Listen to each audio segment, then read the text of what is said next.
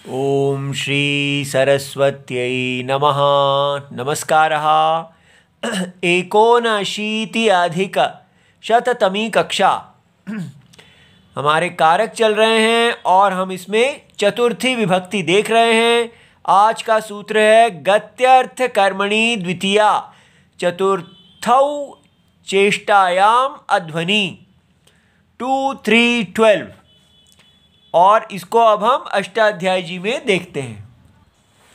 ये देखिए दूसरा अध्याय है और तीसरा पाद है।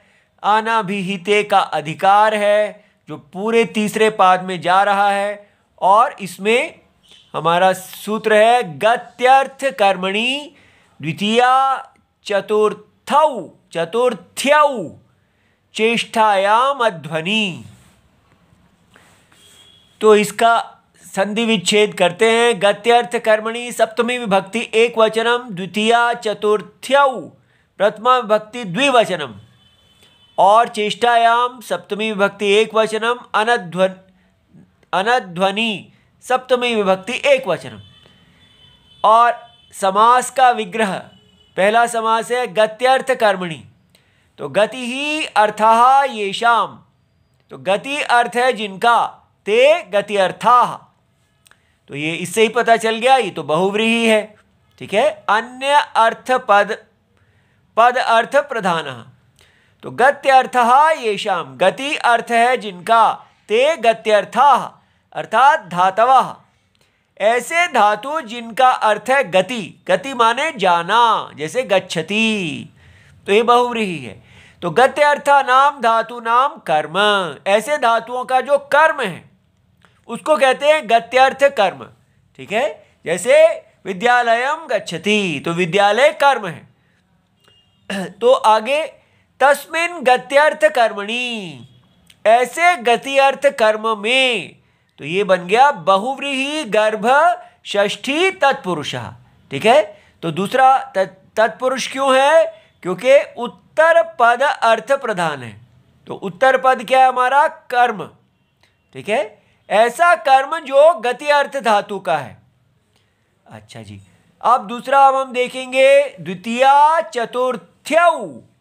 तो द्वितीया च चतुर्थी च, तो द्वितीया चतुर्थ्यौ, ये नदी शब्द है, नदी नद्यौ, इसलिए ये प्रथमा विभक्ति द्विवचन हो गया क्योंकि इतरेतर योग द्वंद्व है।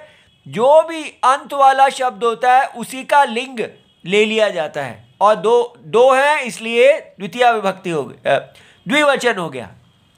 न अध्वा अनध्वा। ठीक है। तो ये बन गया तस्मिन् अनध्वनि नन तत्पुरुषः। ठीक है। तो तत्पुरुष क्यों है? उत्तर पद जो अध्वा है, अध्वा जो है उसका न, इसलिए इसका प्रधानता होने से ये तत्पुरुष हो गया। अब इसमें शब्द अर्थ क्या है?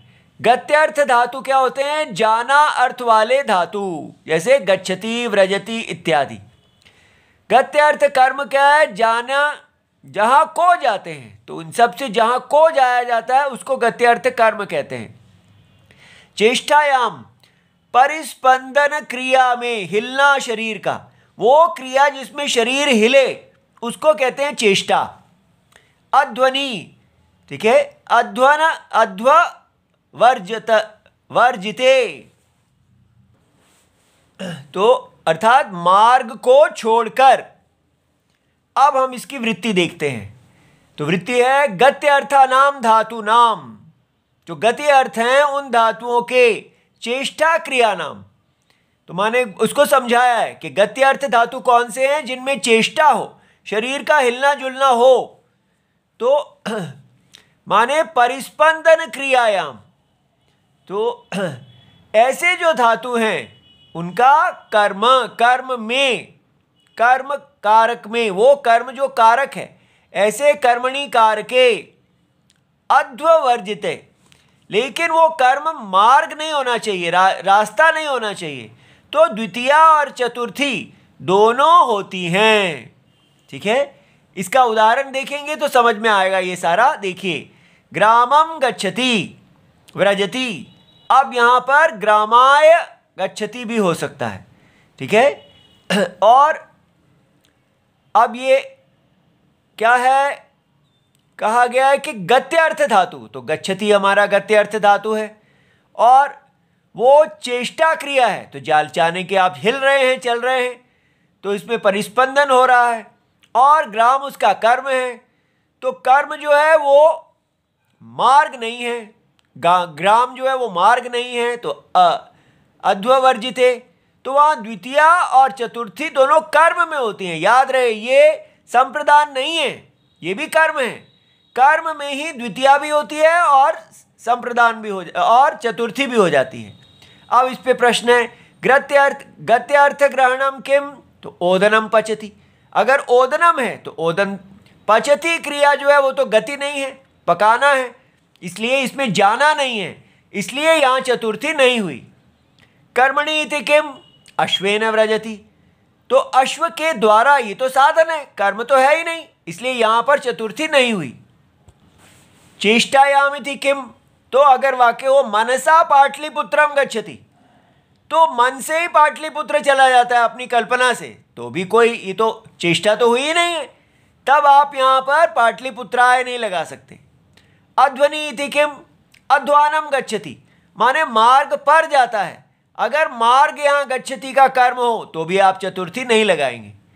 अध्वनि इति अर्थग्रहणम, अध्वनि इति अर्थग्रहणम कर्तव्यम, माने मार्ग में और अर्थ, जैसे पंथानम गच्छति, मार्गम गच्छति, और अर्थ वाले शब्द भी आप प्रयोग कर सकते हैं, ऐसा वार्तिकम है। फिर है आस्थित प्रतिषेधश्च अयम विज्ञेयः, तो आस्थित का प्रतिषेध च अयम विज्ञेयः, आस्थित क्या होता है, संप्राप्त, माने रहने वाला, आक्रांत उच्यते, अधिकार में करने वाला।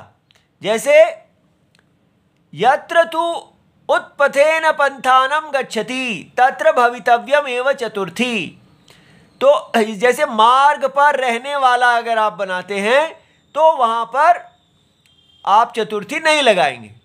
लेकिन कहा है कि अगर आप ऐसा बनाते हैं कि किसी उत्पथ से, दूसरे पथ से, गलत पथ से आप ठीक पथ पे जाते हैं, तब वहाँ पर चतुर्थी लगेगी, ठीक है।